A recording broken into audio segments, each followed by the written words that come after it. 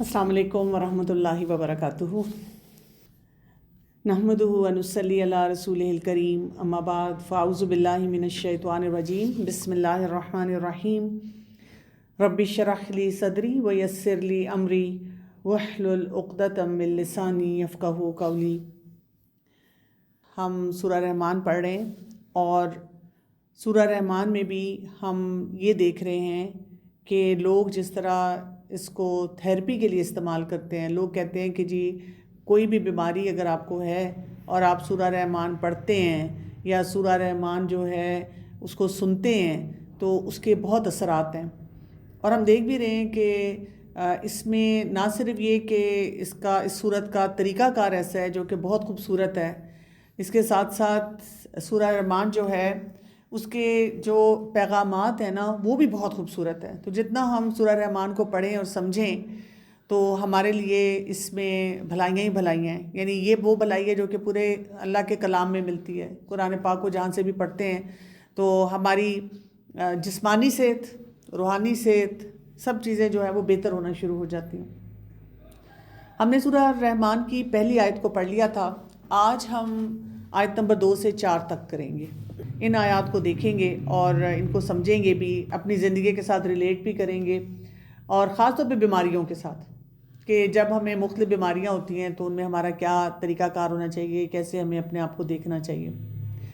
بات یہ کہ اگر ہم روحانی نظر سے دیکھیں کہ اللہ تعالیٰ نے ہمیں کیا ایک ہیلتھ کا ماڈل دیا ہے، کیونکہ ہم تو ڈاکٹروں کے پاس جاتے ہیں، حکیموں کے پاس جاتے ہیں، طبیب کے پاس جاتے ہیں، وہ ہمیں نسخے لکھ کے دے دیتے ہیں اور ہمیں سمجھ نہیں آتی ہے کہ اللہ تعالیٰ ہم سے کیا چاہتے ہیں۔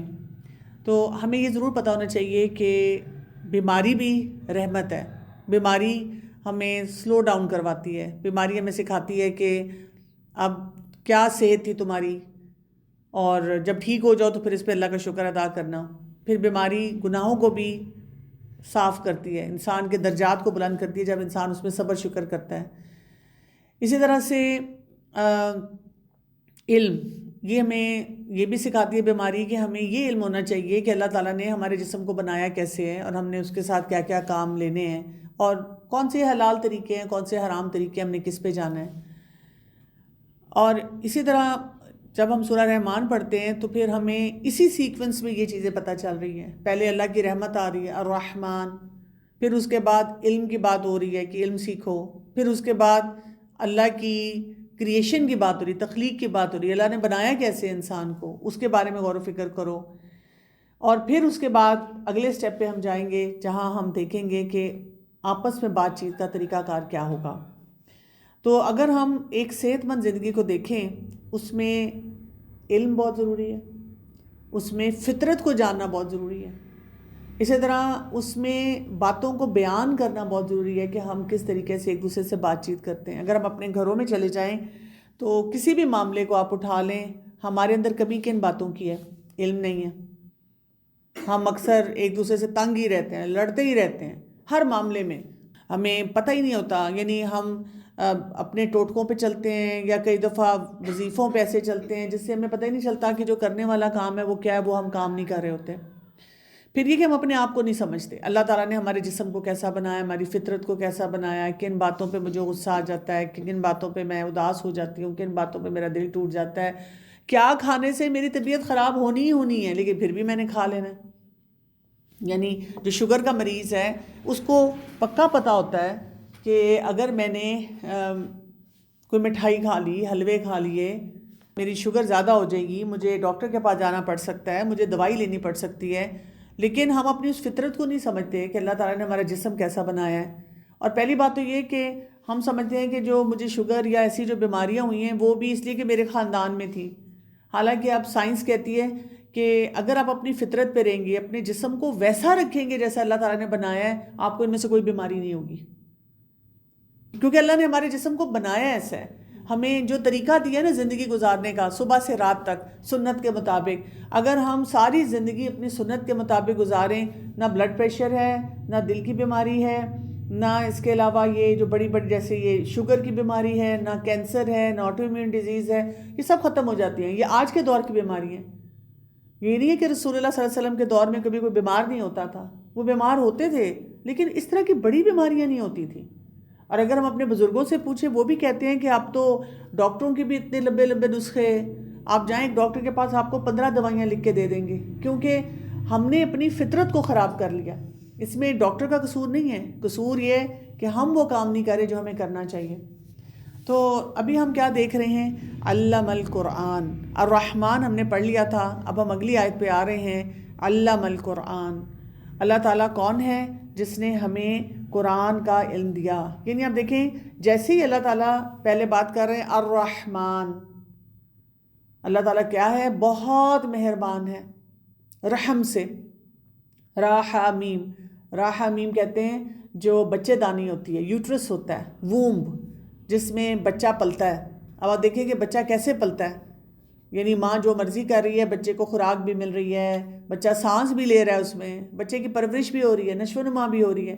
تو اللہ تعالیٰ کی رحمت ایسی ہے، ہم اپنی زندگی میں اپنی موج مستی میں لگے ہوئے ہیں، ہم سمجھتے ہیں میں نے بڑا اچھا کام کیا، میں نے اتنے مزے کا کھانا بنایا، میں نے اپنے بچوں کو پالا، میں نے اپنے گھر کے سارے کام کیے، میں۔ اور اللہ تعالیٰ کہہ رہے ہیں رحمان، رحمان اگر رحمت نہ کرتا ہم کوئی بھی کام نہ کر سکتے، ہمارے گناہ ہی ہمارے آڑے آ جاتے ہیں، یا یہ کہ ہمارا جو علم کی کمی ہے وہ ہمارے آڑے آ جاتی ہے، یا یہ کہ اگلا انسان آپ اتنے اچھے بھی ہیں بات ہی نہیں سنیں پھر کیا کر لیں گے، اللہ ہی کسی کے دل میں ڈالتا ہے کہ کوئی ہماری بات سن لیتا ہے۔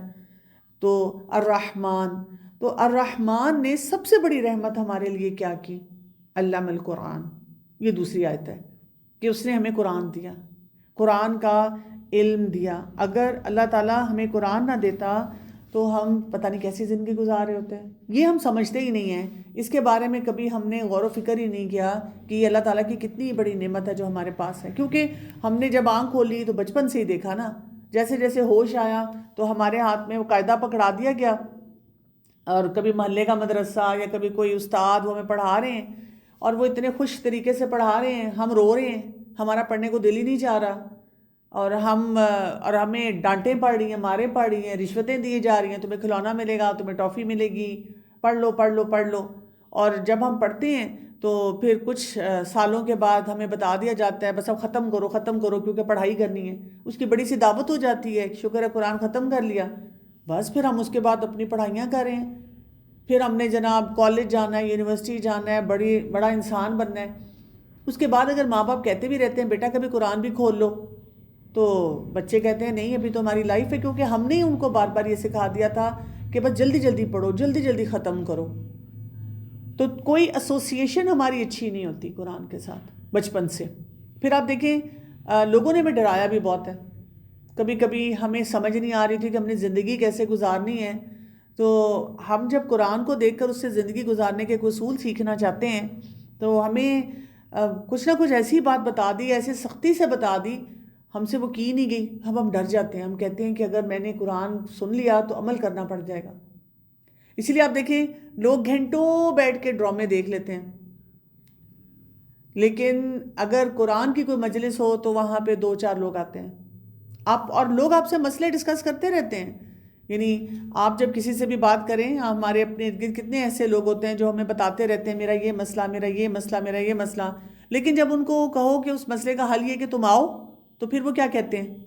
نو ٹائم، وہ ٹائم نہیں ہے، گھر کی صفائی ہے، گھر کے یہ کام ہے، بچوں کو لینا ہے، ہاں کبھی آؤں گی، اور وہ اپنے مسئلوں کے ساتھ اسی طرح بیٹھے رہتے ہیں۔ تو یہاں پہ یہ اللہ تعالیٰ کی ایک اتنی بڑی رحمت کا جو ذکر کیا جا رہا ہے، اس کو سمجھنا بہت ضروری ہے۔ الرحمن علم القرآن، اللہ کی سب سے بڑی رحمت یہ ہے کہ اللہ تعالیٰ نے ہمیں قرآن دیا، قرآن جیسی نعمت دی۔ تو ہمارا قرآن کے ساتھ تعلق کیسا ہونا چاہیے اگر ہم چاہتے ہیں کہ ہم ہر حساب سے صحت مند رہیں، ہمیں ڈپریشن نہ ہو، ہم اپنی بیماریوں کو سمجھیں، ہم اپنے خاندان کی بیماریوں کو بھی سمجھیں۔ خاندانی بیماریاں بھی ہوتی ہیں نا، الجھے ہوئے ہیں ہر وقت، رشتوں میں الجھے ہوئے ہیں، بچوں کے ساتھ لڑائیاں، شوہر کے ساتھ، پھر بہو اور ساس ان کے جھگڑے چل رہے ہیں، پھر اور پتہ نہیں کن کن باتوں پہ، وراثت پہ، اور اسی طرح اور بہت سارے معاملات، رشتے ہوئے وہ اچھے نہیں ہوئے، ان پہ ہم لڑ جھگڑ رہے ہیں۔ تو قرآن سے نا ہمیں ایک محبت کا تعلق بنانا پڑے گا۔ جب ہمارا محبت کا تعلق ہوگا نا پھر ہم بھاگ بھاگ کے آئیں گے، پھر ہمیں سمجھ آئے گی. یعنی پہلا لنک کہ اللہ تعالیٰ نے کہا ہے رحمان کی سب سے بڑی رحمت تمہارے لیے یہ ہے علم القرآن. اللہ تعالیٰ نے تمہیں قرآن دیا. اب یہ نہیں صرف کہا کہ قرآن دیا، علم القرآن، اللہ تعالیٰ نے تمہیں قرآن سیکھنے کے لیے، پڑھنے پڑھانے کے لیے دیا، علم کے لیے دیا. یہ جو علامہ کا ورڈ ہوتا ہے نا، اس کا مطلب ہوتا ہے تھوڑا تھوڑا کر کے سیکھنا، لمبے عرصے تک کے لیے سیکھنا. یہ نہیں ہے کہ جلدی سے پڑھو فارغ ہو جاؤ. یعنی اگر کوئی مجھے کہتا ہے، میں جیسے کسی کالج یا یونیورسٹی میں بھی جاؤں، اسٹوڈنٹس ہوتے ہیں وہ کہتے ہیں میم ہمیں تو ٹائم ہی نہیں ملتا، ہماری تو پڑھائی اتنی زیادہ ہے، سیمسٹر سسٹم ہے. تو میں ان کو کہتی ہوں اگر آپ کوئی اور آپ کو ڈرائیو کر کے لا رہا ہے نا، آپ گاڑی میں بیٹھے ہوئے نا، راستے میں 2 آیتیں ان کا ترجمہ، ان کی تفسیر سن لیں. آج کل ہمارے بچے ویسی حرکت کانوں میں کچھ نہ کچھ لگا کے سنتے رہتے ہیں. یا پڑھ لیں. صرف اگر ہم 2 آیتیں بھی پڑھنا شروع کر دیں تو ہماری محبت قرآن کے ساتھ بڑھنا شروع ہو جائے گی. تو ہم اپنے بچوں کو چھوٹے چھوٹے ایسے کاموں پہ لگائیں گے. نہیں اگر کوئی بھی فرد ہمارے ارد گرد ہے اور وہ ویسے چاہت کا اظہار کرتا ہے کہ میں اپنی زندگی کو بہتر بنانا چاہتا ہوں، بس مجھے وقت نہیں ملتا، اس کو کہیں چلو یہ تھوڑا سا کام کر لو. علم القرآن کہا گیا ہے کہ تھوڑا تھوڑا پڑھا جائے، لگاتار پڑھا جائے. اس سے کیا ہے؟ قرآن کے ساتھ ایک محبت کا تعلق ہو. جب محبت کا تعلق ہو اور عزت کا تعلق ہو، رسپیکٹ. اللہ کا یہ کلام جو ہے وہ عزت مانگتا ہے. کیسی عزت؟ ایسی عزت نہیں کہ ہم اس کو کسی اونچی جگہ پہ رکھ دیں اور کبھی سال میں 1 دفعہ کھول کے پڑھ لیا، ہفتے میں 1 دفعہ کھول کے پڑھ لیا. پورا قرآن 114 صورتوں والا پڑھا ہوا ہے ہمارے پاس، لیکن ہم نے 5 صورتیں پڑھی، باقی پڑھا ہی نہ. ایسے نہیں. پورے قرآن کو عزت دینی، پورے قرآن کو سمجھنا. یہ تو وہی بات ہے نا کہ آپ کا کوئی رشتہ دار ہو، آپ کے شوہر سے لڑائی کر لے اور آپ کے شوہر کو باتیں سنائے اور آپ کے ساتھ دوستی ہو. آپ اسے مل سکتی ہیں؟ آپ اس کے ساتھ تعلق رکھ سکتے ہیں؟ نہیں رکھ سکتے. ہم کہتے ہیں بھائی جب تک آپ میرے شوہر کی عزت نہ کریں، ان سے سیدھے منہ بات نہ کریں، میں آپ سے کیسے ملوں؟ تو ہم نے بھی پورے قرآن کی عزت کرنی ہے. اس عزت میں اور کیا کچھ شامل ہوگا؟ ہم نے اس کی تلاوت کرنی ہے، یہ اس کا حق ہے کہ ہم اس کا حق دیں.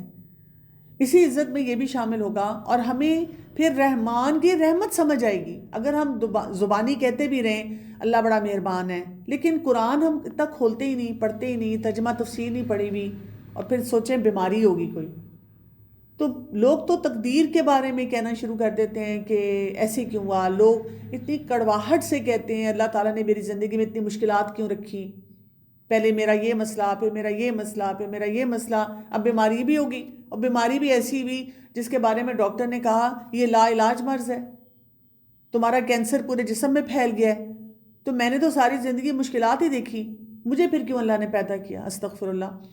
وہ تبھی ہوتا ہے جب ہمیں علم نہیں ہوتا قرآن کا، ہم اللہ کی رحمت کو پہچان ہی نہیں پاتے. ہم سوچتے ہی نہیں ہیں کہ ہمارا رب کہاں کہاں ہمارے لیے کتنی آسانیاں پیدا کرے، وہ ہمیں نظر ہی نہیں آتی. ہمیں صرف اپنے دکھ نظر آنا شروع ہو جاتے ہیں. تو قرآن کی تلاوت، پھر قرآن کو سمجھنا، پڑھنا، اس پہ عمل کرنا، اور پھر آگے لوگوں تک پہنچانا. تو اس سے کیا ہوتا ہے کہ انسان ذہنی طور پہ، علمی طور پہ اور اخلاقی طور پہ بہت بہتر ہونا شروع ہو جاتا ہے. یعنی اوورآل آپ کی پرسنالٹی جو ہے نا گروم ہونا شروع ہو جاتی ہے اور آپ بہترین درجے پہ پہنچ جاتے ہیں. اب دیکھیں یہ اللہ کا کلام ہے بھی ایسا نا، اللہ تعالیٰ نے اس کو سب سے جو بہترین فرشتے تھے جبرائیل علیہ السلام، ان کے ذریعے سب سے جو اللہ تعالیٰ کے پیارے نبی تھے رسول اللہ صلی اللہ علیہ وآلہ وسلم، ان کو دیا. پھر رسول اللہ صلی اللہ علیہ وسلم سے صحابہ کرام تک ٹرانسفر ہوا، پھر تابعین تک گیا، پھر تبع تابعین تک گیا. اس کے بعد ہر دور میں ہوتے ہوتے ہوتے ہم تک آ گیا. اب ہمارے لیے کیا ضروری ہے؟ ہم تک پہنچائے تو اب ہم نے بھی قرآن کے ساتھ اپنا تعلق مضبوط کرنا ہے. جتنا ہم تعلق مضبوط کریں گے اتنا زیادہ ہم یہ بھی آگے پہنچا سکیں، خود بھی عمل کر سکیں گے اور قرآن کو سیکھیں گے اور آگے جو ہے نا اس کو پہنچا سکیں گے. اس لیے کہ جو قرآن ہے نا یہ ہماری روح کی غذا ہے. لوگ تو موسیقی کو روح کی غذا کہتے ہیں، لیکن اصل میں قرآن جو ہے نا وہ آپ کو ہر حساب سے جگاتا ہے، ہر حساب سے آپ کی زندگی میں ایسی تبدیلی لاتا ہے جو آپ نے کبھی سوچی ہی نہیں ہوتی ہے. اس کے لیے اگر ہم دیکھیں سورہ نحل کی آیت نمبر 89 ہے، اس میں اللہ سبحانہ تعالیٰ فرماتے ہیں وَنَزَّلْنَا عَلَيْكَ الْكِتَابَ تِبْيَانًا لِكُلِّ شَيْءٍ وَهُدًى وَرَحْمَةً وَبُشْرَى لِلْمُسْلِمِينَ۔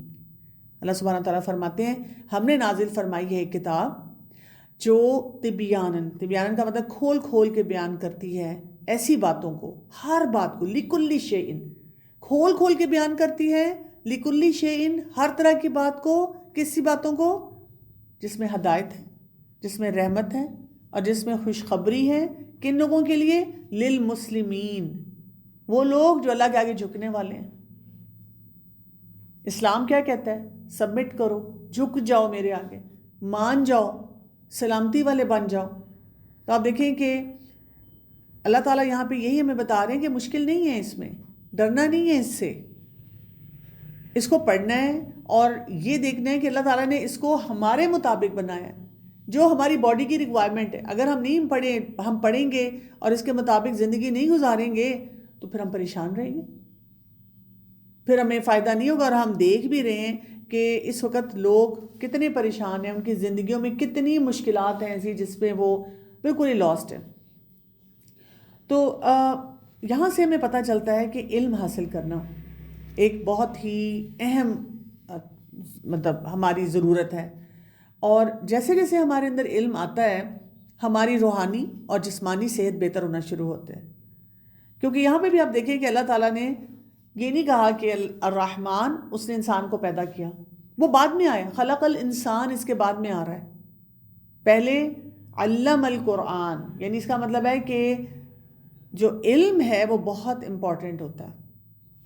اس سے ہمیں یہ بھی پتہ چلتا ہے کہ اللہ تعالیٰ نے جو جسم ہمارا بنایا ہے وہ ایسے ہی نہیں ہے کہ ادھر آ کے دل فٹ ہو گیا تو ادھر گردے چلے گئے تو ادھر پھیپھڑے چلے گئے تو ادھر ہماری آنکھیں آ گئی، کان آ گئے، ایسے نہیں ہوا۔ یہ اللہ تعالیٰ کا اللہ تعالیٰ کا علیم ہونا ہمیں ظاہر کرتا ہے کہ کس طرح سے اللہ تعالیٰ نے ہمارا جسم بنایا، وہ کیسے کام کر رہا ہے، اور ہمیں پھر امانت کے طور پہ دیا۔ ہمیں یہ ذمہ داری دی، علم کے ساتھ ذمہ داری دی۔ پہلے ہم قرآن کی طرف غور کرتے ہیں، پھر ہم اپنے جسم کی طرف دیکھتے ہیں، اپنی تخلیق کی طرف غور کرتے ہیں کہ اللہ تعالیٰ نے ہمیں کیسا بنایا۔ ہر چیز پہ جو جو کام ہمیں بتائے گئے ہیں کرنے والے، ان میں کوئی نہ کوئی حکمت ہے کہ ہم نے کیا کھانا ہے، سنت کے مطابق کھانے میں کیا ہے، بھوک روک کے کھاؤ، اور ہم کتنا کھاتے ہیں۔ اور یہ ہمیں بچپن سے مسئلہ ہے ہمارا۔ کیوں؟ ایک ماں کو میں دیکھتی ہوں، وہ چھوٹے بچے کو فیڈر کیوں دیتی ہے، اوپر کا دودھ کیوں لگاتی ہے؟ کہتی ہے بچے کا پیٹ نہیں بھر رہا۔ اور میں ہر ماں کو کہتی ہوں پیٹ تو بھرنا ہی نہیں چاہیے، سنت میں آیا ہے کہ پیٹ نہیں بھرنا۔ پھر ہم ڈاکٹروں کے پاس بھاگے جاتے ہیں کہ بچہ الٹیاں بہت کرتا ہے، دودھ بہت پھینکتا ہے۔ اب وہ کیا کرے بچہ؟ آپ جب سنت کے مطابق اس کو ماں کا دودھ نہیں دے رہے، اوپر کا دودھ دے رہے ہیں، تو وہ یہی کرے گا۔ اب وہ پیٹ بھرنا جو ہے نا، ماں نے شروع کر دیا۔ اسکول جانا ہے تو جتنی چپاتی اس نے کھانی ہے، جتنا بڑا پراٹھا اس نے کھانا ہے، اتنا ہی بڑا اس نے بچے کو بھی کھلانا ہے۔ اس نے یہ نہیں دیکھنا کہ میرے پیٹ کے سائز میں اور بچے کے پیٹ کے سائز میں کتنا فرق ہے۔ تو ہم نے کیا کیا؟ کھانے پینے کے حساب میں ہم نے گڑبڑ کرنی شروع کر دی۔ پھر آپ دیکھیں نیند کے بارے میں قرآن پاک میں بار بار آتا ہے، اللہ نے نیند رات سونے کے لیے بنائی، دن کام کے لیے بنایا۔ ابھی آپ نکل جائیں بازار، کوئی دکان نہیں کھلی ہوگی، صرف بیکری کھلی ہوگی، یا شاید کوئی میڈیکل سٹور کوئی کھلا ہوگا، سب بند، سب سوئے ہوئے ہیں۔ یہ نہیں ہے کہ جی صبح جاگے ہوئے ہیں تو سارے جی ورزش کر رہے ہیں، اپنے خاندان والوں کے ساتھ کوئی وقت گزار رہے ہیں، سوئے ہوئے ہیں، تو بیماریاں تو آنی ہی آنی ہیں۔ تو جب انسان اپنی صحت کے اوپر اس طرح انویسٹ نہیں کرتا، پھر رسول اللہ صلی اللہ علیہ وسلم 5 نمازوں کا جو اہتمام کرتے تھے، تو آپ کی روحانی صحت پھر کہاں جائے گی؟ تو قرآن جو ہے ہمیں بتاتا ہے کہ ہمارا لائف سٹائل کیا ہونا چاہیے، ہمارے جذبات کیسے ہم ہونے چاہیے، ہمیں ان جذبات کا کیا کرنا چاہیے، ہم نے لوگوں کے ساتھ کیسے بات چیت کرنی ہے، ہمارا ایٹیٹیوڈ کیا ہونا چاہیے۔ اور اگر علم نہیں ہوگا تو پھر ہم کچھ بھی نہیں صحیح کریں گے۔ اگر آپ ایک شخص کو ٹھیک کرنا چاہتے ہیں، یا آپ اپنی کوئی عادت ٹھیک کرنا چاہتے ہیں، آپ کہتے ہیں مثلاً مجھ سے رات کو جلدی نہیں سویا جاتا، تو آپ ڈاکٹر کے پاس نہ جائیں، کیونکہ ڈاکٹر آپ کو فوراً ایک دوائی لکھ کے دے گا جس سے آپ کو نیند تو آ جائے گی، لیکن وہ آپ کو اس کی عادت پڑ جائے گی۔ اور آپ وہ کئی دفعہ دوائی کھا کر بھی جاگتے رہیں گے. کئی لوگ کہتے ہیں جی میں تو 3 گولیاں کھاتی ہوں پھر بھی مجھے نیند نہیں آتی اور میں راتوں کو جاگتی رہتی ہوں. اس کا کوئی فائدہ نہیں ہوگا آپ کو. آپ کو کرنا کیا ہے؟ آپ کو روز ایک آرٹیکل پڑھنا ہے نیند کے بارے میں. روز. اگر آپ خود نہیں پڑھ سکتے، آپ کو انگلش نہیں پڑھنی آتی، زیادہ تر چیزیں ہماری انگلش میں ہوتی ہیں، تو آپ کسی بچے کو کہہ سکتے ہیں کہ بیٹا یہ پڑھو. اب ہمارے کالج یونیورسٹی جانے والے بچے موجود ہوتے ہیں گھروں میں کہ یہ پڑھو اور مجھے بتاؤ اس میں کیا لکھا ہے. مجھے روز ایک آرٹیکل تم نے سنانا ہے.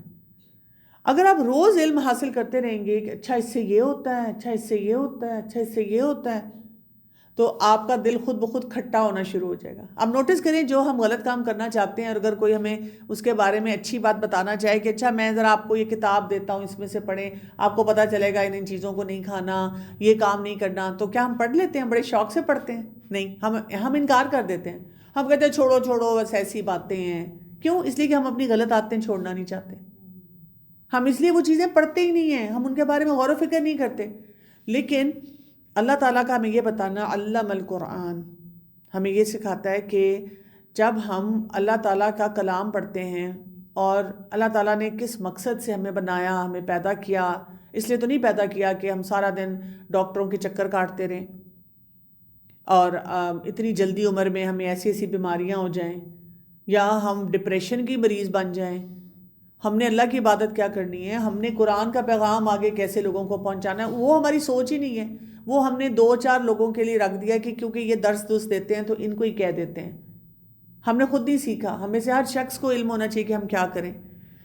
تو سورہ رحمان کی دوسری آیت ہی ہمیں بتا رہی ہے کہ علم جو ہے نا یہ علاج ہے اور جہالت جو ہے وہ بیماری ہے.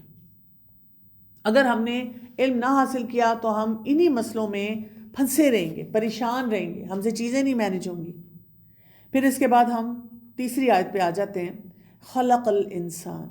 تو کہاں سے بات شروع ہوئی تھی؟ الرحمن علم القرآن خلق الانسان. اللہ کی رحمت اب کہاں کہاں ہمیں نظر آئے گی؟ اس پوری صورت میں ہی نظر آئے گی. کوئی بھی صورت پڑھ لے نظر آئے گی، لیکن اس صورت میں خاص طور پہ یہ اینگل دیا گیا ہے، خلق الانسان. اللہ تعالیٰ رحمان ہے، اتنا مہربان ہے. کیوں؟ اس لیے کہ اس نے ہمیں قرآن کا علم دیا. قرآن کا علم جو ہے ہماری پوری زندگی کو بدل سکتا ہے. اگر آپ نے دنیا کے کوئی علوم حاصل نہیں نہ کیے، آپ کہیں کالج میں نہیں گئے، یونیورسٹی میں نہیں گئے، گھر والوں نے پڑھنے نہیں دیا، آپ کا پڑھنے کو دل نہیں چاہتا تھا، آپ کو شوق نہیں تھا پڑھنے کا، آپ کا کوئی نقصان نہیں ہوگا. کوئی نقصان نہیں ہوگا کہ آپ نے بیچلرز نہیں کیا، ماسٹرز نہیں کیا، پی ایچ ڈی نہیں کیا. لیکن اگر آپ نے قرآن نہیں نہ پڑھا، آپ کی زندگی کا نقصان ہو جائے گا اور آخرت کا بھی نقصان ہو جائے گا. اور اگر آپ صرف قرآن پڑھ لیتے ہیں نا اور قرآن کو اپنی زندگی میں عملی طور پہ شامل کر لیتے ہیں، آپ ان سب پی ایچ ڈی اور بڑے بڑے ڈاکٹروں سے بھی زیادہ عقل مند ہوں گے. زیادہ اللہ تعالیٰ آپ کو حکمت دے دے گا کہ آپ بہت سارے مسئلے مسائل کو کیسے حل کریں. تو قرآن پڑھنا ہمیں لے کر جاتا ہے ہماری تخلیق کی طرف کہ کیوں اللہ نے مجھے پیدا کیا. خلق الانسان، اللہ تعالیٰ نے انسان کو بنایا. سب سے پہلے آدم علیہ السلام کو بنایا. آدم علیہ السلام کو اللہ تعالیٰ نے اپنے ہاتھوں سے بنایا اور باقیوں کو پھر کیا کہا؟ کن فیکون. اللہ کا جو نظام تھا اس سے تمام روحوں کو وجود ملا. اب آپ دیکھیں اس وقت دنیا میں کتنی مخلوق ہے، آتی ہے چلی جاتی ہے، ہم بھی چلے جائیں گے. کبھی کبھی کوئی یاد کرے گا، پھر کوئی بھی یاد نہیں کرے گا. رنگوں کا فرق، نسلوں کا فرق، زبان کا فرق، سوچ کا فرق، یعنی اللہ تعالیٰ کی تخلیق میں اتنی ورائٹی ہے، اتنی ورائٹی ہے. اور ان تمام بولیوں کے لیے، فلسفوں کے لیے، سوچوں کے لیے ایک ہی کلام، علم القرآن. ان سب کے لیے ایک ہی یونیفارم میسج ہے کہ قرآن پڑھو، قرآن کو سمجھو. قرآن کو سمجھو گے تو وہاں تمہیں فائدہ حاصل ہوگا. جیسے سورہ 3 کی آیت نمبر 4 میں اللہ سبحانہ تعالیٰ فرماتے ہیں لَقَدْ خَلَقْنَا الْإِنسَانَ فِي أَحْسَنِ تَقْوِيمٍ، کہ بے شک اللہ تعالیٰ نے انسان کو بہترین اٹھان پہ پیدا کیا. یعنی جب ہم ڈاکٹر ہونے کے ناطے پڑھتے ہیں مختلف باڈی آرگنز کے بارے میں، مسل کے بارے میں، اچھا مسل کے ساتھ ایک وہ لیگامنٹ ہوگا، چھوٹا سا کوئی ایک ہوگا، شاید آپ کے یہ کیا ہے، یا کہیں چربی رکھ دی. جس کو اگر جب ہم جانوروں کا کوئی گوشت لاتے ہیں تو ہم اس چربی کو اتارتے ہیں، ہم کہتے ہیں صاف کرو گوشت کو، لیکن اس چربی کی بھی اہمیت ہے، اس کو وہاں کیوں رکھا؟ ہمارا جو لیور ہے، جگر ہے، اس کے بارے میں کہا جاتا ہے کہ یہ سب سے زیادہ ہمیں معاف کرنے والا باڈی میں آرگن ہے۔ کیوں؟ اس لیے کہ جو کچھ ہمارے جسم میں ہوتا ہے نا، یعنی جو خرابی ہوتی ہے نا، وہ ساری جاتی ہے ہمارے جگر میں جاتی ہے۔ جگر نا اس کو چیز کو ٹھیک کرنے کی پوری کوشش کرتا ہے اور پھر ٹھیک کر کے آگے پورے جسم میں بھیجتا ہے۔ تو اگر کسی کا ہو گیا نا فیٹی لیور، آپ ڈاکٹر کے پاس گئے ہیں، ڈاکٹر نے کہا جی جگر آپ کا جو ہے نا اس میں بہت گرمی ہو گئی ہے اور وہ خراب ہو گیا اور فیٹی لیور ہو گیا ہے، تو فیٹی لیور کا مطلب ہے کہ آپ نے تباہی پھیر دی ہے، آپ نے اپنے جگر میں، یعنی کیونکہ جگر بار بار صاف کر کے معاف کر کے جو مرضی گند کھایا، برگر کھائے، بازاری کھانے کھائے، سوڈے پیے، اور اس کے بعد پتہ نہیں کون سی بازاری چیزیں لا کے کھاتے رہے، میٹھا بہت کھایا، حلوے بہت کھائے۔ حلوہ منع نہیں ہے، لیکن یہ کہ اس کو اگر صحیح طریقے سے آپ گھر میں بنا لیں اور تھوڑی مقدار میں لے لیں تو وہ بہت صحت مند بھی ہو جاتا ہے۔ لیکن یہ کہ اتنا گند ہم نے کھایا، اور جب ہم نے گند اتنا کھایا، بیکری آئٹمز اتنے کھائے، تو جگر کی بھی بس ہو گئی۔ تو اللہ تعالیٰ نے تو ہمیں احسن تقویم دیا، جوڑ اتنے شاندار دیے جسم میں بنائے کہ اگر ہم ایکسرسائز کرتے رہیں، اور ہر عمر کے لیے مختلف ایکسرسائزز بھی بتا دیں، ہمیں آخری عمر تک جا کے بھی ہم ان جوڑوں کو بہترین طور پہ استعمال کر رہے ہوں۔ یہ نہیں کہ ہم بس ایک کرسی پہ ہی بیٹھ گئے، بلکہ اب تو باتھ روم میں بھی اسپیشل کرسی رکھنی پڑے ہمارے لیے کہ ہم سے اٹھا بیٹھا نہیں جاتا۔ تو ہم نے ان تمام جو بھی اللہ تعالیٰ نے ہمیں باڈی آرگنز دیے، جسم دیا، اعضاء دیے، ہم نے ان کا اس طرح ہم نے حفاظت نہیں کی، احسن تقویم پہ نہیں رکھا۔ ہم نے یہ سوچا کہ ہم نے بھی بس ختم ہو جانا ہے، وہ ختم ہو جانا ہے، تو ہم پہلے ہی ہم نے مطلب 10 سال پہلے ختم ہونے کی تیاری شروع کر دی۔ یعنی جیسے ایک لڑکی پیدا ہوتی ہے تو ماں ابھی بھی یہی کر رہی ہوتی ہے، چاہے اب اس طرح جہیز نہیں بنتا فوراً، لیکن یہ کہ وہ سوچ رہی ہوتی ہے کہ کوئی سیونگ کرو، اس کا جہیز بنانا ہے، شادی اس کی کرنی ہے۔ تو ہم بھی نا پیدا ہونے کے بعد جیسی ہوش سنبھالتے ہیں اور اپنے اون پہ آتے ہیں، ہم تیاری پکڑ لیتے ہیں کہ میں نے تو دراصل یہ آگے جا کے نا میری جو گھر میں بزرگ نظر آ رہے ہیں جو 70 سال کے ہیں ویسا ہی بن جانا ہے نا، تو ابھی 4-5 گلاب جامنیں کھا لو، اس کو تو کھا نہیں سکوں گی، ہاں ابھی بیکاری شروع کر دو، اس بیکاری کی طرف ہم جانا شروع ہو جاتے ہیں۔ اسی طرح سورہ الاسراء کی آیت نمبر 70 میں اللہ سبحانہ وتعالیٰ فرماتے ہیں وَلَقَدْ كَرَّمْنَا بَنِي آدم، اور اللہ تعالیٰ نے بڑی عزت بخشی ہے بنی آدم کو، کرمنا، بڑی عزت سے پیدا کیا۔ وَحَمَلْنَاهُمْ فِي الْبَرِّ وَالْبَحْرِ، اور ان کو سمندر اور خشکی پر جگہ دی۔ وَرَزَقْنَاهُمْ مِنَ الطَّيِّبَاتِ، اور ان کو رزق دیا طیبات میں سے، جنک میں سے نہیں، طیب چیزیں دی، ہیلدی دیسی کھانا، ہوم میڈ فوڈ دیا۔ وَفَضَّلْنَاهُمْ عَلَىٰ كَثِيرٍ مِّمَّنْ خَلَقَ تَفْضِيلًا، اور ان کو فضیلت دی بہت سے لوگوں کے اوپر جو اللہ نے اور اپنی مخلوق بنائی، کتا، بلی، جانور جو دریا میں ہیں، جو سمندروں میں ہیں، جو پہاڑوں میں ہیں، جو جنگلوں میں ہیں، ہمارے گھروں میں مکھی، مچھر، چوہا، بلی، تمام مخلوق کے اوپر فضیلت دی۔ لیکن ہم کیا کر رہے ہیں اس فضیلت کے ساتھ، یہ ہمیں دیکھنے کی ضرورت ہے۔